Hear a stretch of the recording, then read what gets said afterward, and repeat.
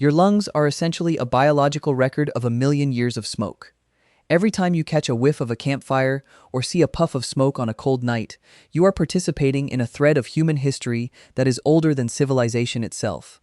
Most of us think of smoking as a modern habit, something born from 1950s advertisements or global trade routes. But that is a massive misunderstanding. The truth is that our ancestors were inhaling burning plants long before they invented the wheel, the plow, or even a basic understanding of what a germ was. They didn't have filters, they didn't have lighters, and they definitely didn't have warning labels. So, did ancient humans actually smoke on purpose? Or was the whole thing just one long, accidental prehistoric party? Let's start with the hard reality of ancient life. For nearly a million years, if you were a human, you lived in smoke. Every single night. Fire was your only defense against the freezing dark and the hungry predators lurking just outside the light. At a site called Wonderwork Cave in South Africa, archaeologists found burnt plant ash and charred bone dating back 1 million years. This wasn't a random forest fire. It was a sustained, deliberate hearth used by Homo erectus. Now, these weren't modern humans like you and me. They had heavier brows, smaller brains, and a lifestyle that revolved entirely around the flames. Every ancestor you have, for hundreds of thousands of years, breathed in a cocktail of burning wood smoke daily. It was unavoidable. It was constant. It was the original air quality situation, and nobody had an app to check it.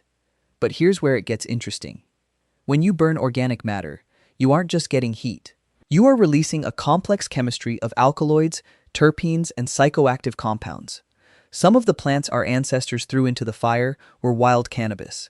Some were Nicotiana species, the ancestors of modern tobacco. Others were aromatic herbs that interact directly with the human nervous system in ways that are, let's say, very noticeable. In other words, some of our ancestors were absolutely, accidentally getting high around the campfire, and they had no idea why they suddenly felt so vibey. I like to imagine a tired hunter tossing a random bush onto the fire and suddenly realizing the cave walls are looking a lot more interesting than they did 10 minutes ago. Our brains even have specific receptors built to respond to these plant chemicals. Those receptors didn't show up by accident. They were waiting for that first accidental hit of prehistoric smoke. Eventually, we moved from accidental to intentional. Humans are fast learners, especially when it comes to things that make us feel good or take away pain. In 2019, researchers made a staggering discovery in the Great Salt Lake Desert of Utah. They found a hearth, a cooking and heating fire, that was 12,300 years old. Inside that fire, they found charred seeds of wild tobacco. These weren't seeds that had accidentally blown in on the wind. They were concentrated in the center of the fire in a way that suggested deliberate placement. This was during the Ice Age. These people were hunters and gatherers who hadn't even invented pottery yet, but they were already throwing tobacco into the flames to inhale the fumes. It's the oldest direct evidence of tobacco use on the planet. I can barely figure out how to use a microwave, yet these people were performing botanical chemistry in the middle of a desert 10 millennia before the first city was built. But why do it? Was it just for the buzz? Not necessarily. Ancient medicine was built on smoke. Today, we treat smoke as a threat to our lungs, but for thousands of years, people thought it was the cure.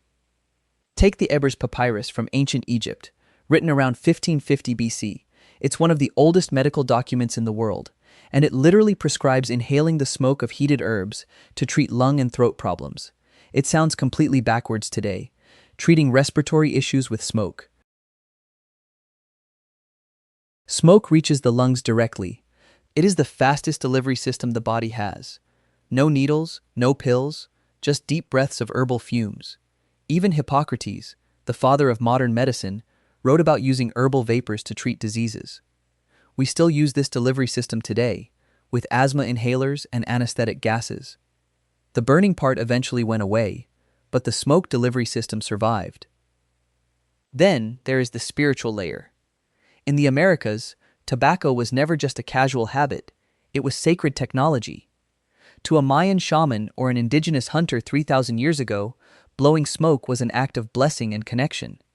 The smoke was seen as a living messenger that carried prayers upward to the gods and brought visions downward to the people. You didn't chain smoke while waiting for a bus or during a lunch break.